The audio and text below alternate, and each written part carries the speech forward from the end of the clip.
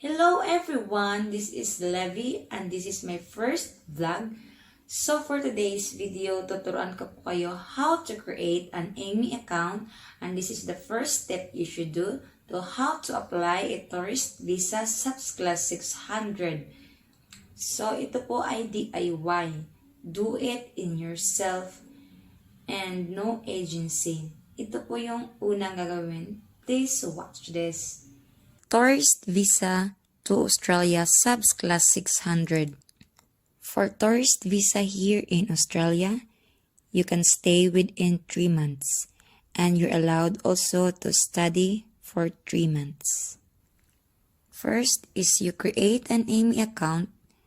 Second step, fill out the online application form. The third step, upload the primary and supporting documents. Fourth step, pay the visa fee, $150 Australian dollar. Fifth step, schedule a biometric appointment. Ang unang gawin ay pumunta ka sa Chrome at itype ang AMY Create Account. Tapos may lalabas dyan, Create AMY Account Online. Itap lang. So, ito na ang lalabas. Kailangan yung email address na ilalagay mo ay updated at alam mo yung password. So, yan, ilalagay ko yung email ko at send verification code.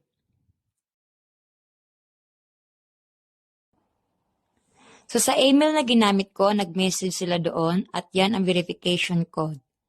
At ita-type dito. Pagkatapos i-type, ay continue lang. So, next, ito na. I-type mo yung family name. Nilagay ko yung family name ko, yung last name. At saka yung given name ko, Levi. At yung middle name, included. Tsaka phone number. Pagkatapos ay continue. So, ito na ang lumabas. So, kailangan dito ay mag-create ng new password. Dapat ang password ay hindi sobra, hindi rin kulang. Kailangan yung matibay, strong, yung ikaw lang yung nakakaalam. So, i-type ko yung new password dito ulit. At pagkatapos dito sa question 1, mamili ka dito kung anong gusto mo. Name your favorite holiday destination, Australia. So, were you born? I born in Mindanao. Kung anong lugar ka man na sinilang o anong lugar mo. Tsaka, I am not a robot. I-check lang, din submit. Save password. So, ito na yung lumabas. Pindutin ang new application. Sa lahat ng ito po ang iba-ibang klase na pag-apply mo ng visa. So, dito tayo sa Visitor Visa 600. So, ito na po yung lumabas. Sa mga page na to, ito ang kailangan mong fill upan. 1 to 2, 19 pages na kailangan mong fill upan.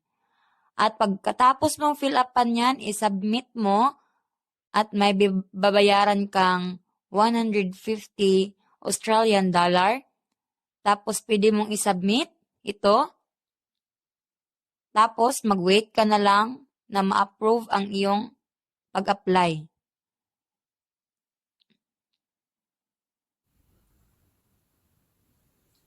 Yung sa 1 to 2, 19 pages na kailangan mong fill upan, pagkatapos mong fill upan yun at isubmit mo, pati na rin yung i-upload ang mga primary at supporting documents.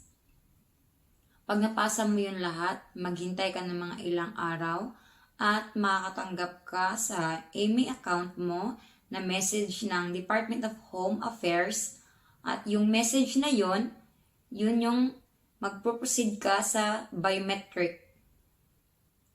So, good luck. Thank you for watching.